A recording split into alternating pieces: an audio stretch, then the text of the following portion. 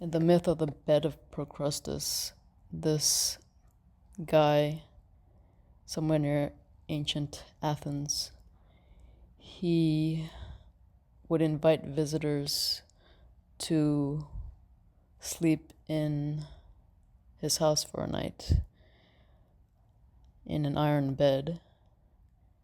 And if they were too tall for the bed, he'd cut off his legs, the visitor's legs. If the visitor was too short for the bed, he'd stretch them to fit the bed. I've always loved that myth. It was always very interesting to me. I also spent a lot of time in the world of healing. Quite a lot of time in the world of shamanism, healing.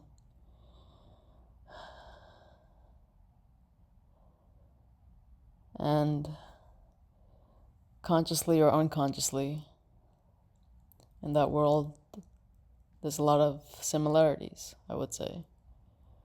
This conscious, unconscious assumption of needing to be fixed.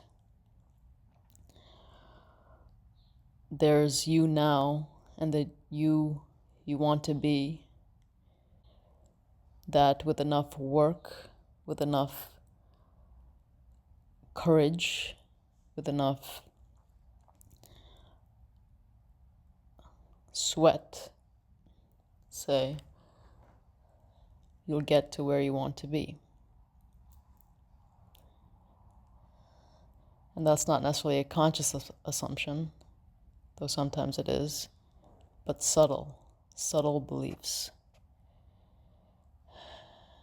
Those subtle beliefs, they're very pernicious and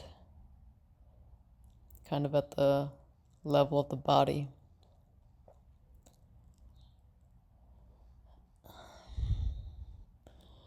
So,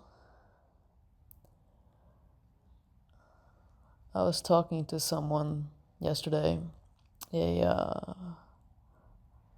free session from a pretty well-known non-duality teacher. And he said that I mentioned being bent out of shape, that sometimes things happen and it's almost like you could see it, feel it. I could see it, feel it in my body, mind, just like being bent out of shape. Like a reaction, immediate reaction, the mind, the body, and then it returns to where it was. Eventually. The thing is, there's nothing wrong. As he pointed out, there's nothing wrong with being bent out of shape. It's all part of it. Maybe intellectually I kind of know that, but really, it's all part of it. And also judging yourself for being bent out of shape is also part of it. In fact, this is the only way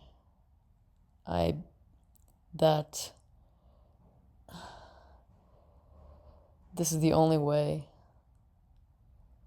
that the knot, the tangle of life can be undone. Understand that it's all part of it. And I'm thinking at the moment, feeling that that's the only way to freedom. That this bed of Procrustean mentality, overt or covert, is very much a hindrance to freedom.